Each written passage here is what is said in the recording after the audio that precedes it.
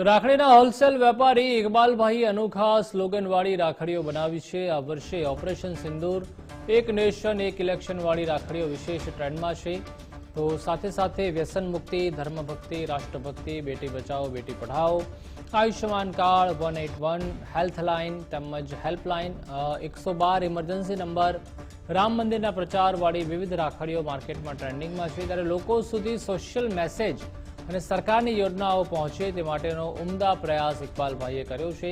તેઓનું કહેવું છે કે દેશભરમાં ભાઈઓ અને બહેનો રાખડીઓ બાંધશે અને વિવિધ સંદેશ લોકો સુધી પહોંચશે, એટલે વેપારની સાથે સાથે મારી સોશિયલ જવાબદારી પણ પૂર્ણ થશે। રક્ષાબંધનનો તહેવાર આવી ગયો છે, ત્યારે આ વખતે ઓપરેશન સિંદૂર અને વન નેશન વન ઇલેક્શનના સ્લોગન વાળી રાખડીઓ ટ્રેન્ડમાં છે। અનેક સ્લોગનો પણ છે અને મારી સાથે છે ઇકબાલભાઈ બેલીમ કે જેઓ વર્ષોથી રાખડીનો વેપાર કરે છે। તેમની સાથે વાત કરીશું।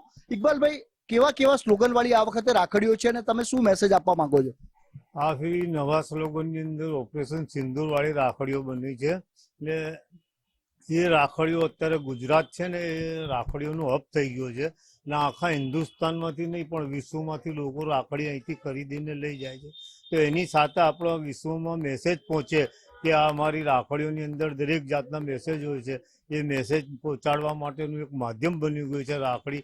તો એના માટે મેં આ ઓપરેશન સિંદૂર છે, બેટી બચાવો બેટી પઢાઓ છે, પછી એન્ટી ટોબેકો છે, સેવ ધી ચાઇલ્ડ છે। ચાઇલ્ડ ઉપર મેં જે લખ્યું છે ને એ કે जिसकी बेटी शिक्षित उसकी उन्नति निश्चित, जख्मों पे चाहत की पट्टी कौन बांधेगा, अगर बहना ना होगी तो राखी कौन बांधेगा, बेटी ही रिश्ते की जोड़ है, बेटी ही रिश्ते की डोर है।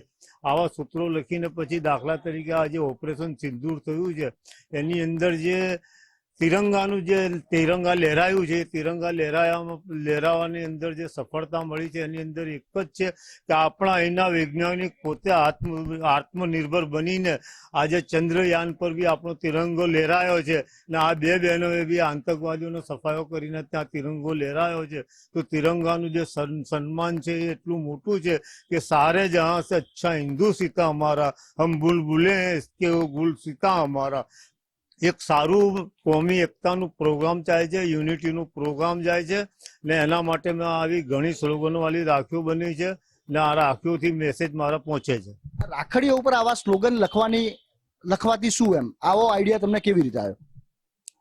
સૌથી પહેલા મારા ફાધરને ફેફસાનું કેન્સર થયું હતું। ડૉક્ટર પંકજ શાહે કીધું કે ઇકબાલ તું હેન્ડીક્રાફ્ટનો કારીગર છે તો આ મેસેજ લખવાનું ચાલુ કરતો। એમના કહેવાથી મેં મેસેજ લખવાનું ચાલુ કર્યું। મારું પહેલું મેસેજ હતું કે happy and healthy life without addiction.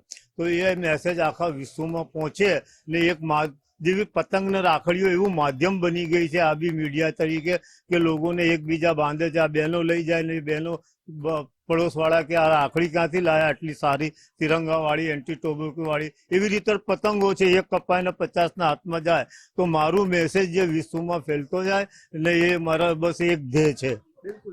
જે ઇકબાલભાઈ છે તેમની રાખડીઓ દેશભરમાં જાય છે અને બધી જ બહેનો જે છે તે આ રાખડીઓ પોતાના ભાઈને બાંધે છે, ત્યારે તેમના જે મેસેજીસ છે સરકારની જે યોજનાઓ છે અને ખાસ કરીને આપણે જે તેઓ મેસેજ આપવા માંગે છે તે દરેકના હાથ ઉપર જાય છે અને લોકોને તે સોશિયલ મેસેજ પહોંચે છે। એટલે જે ઇકબાલભાઈ છે તેમના રાખડીના વેપારની સાથે સાથે પોતાની સોશિયલ જવાબદારી છે તે પણ ઉત્તમ રીતે અદા કરી રહ્યા છે।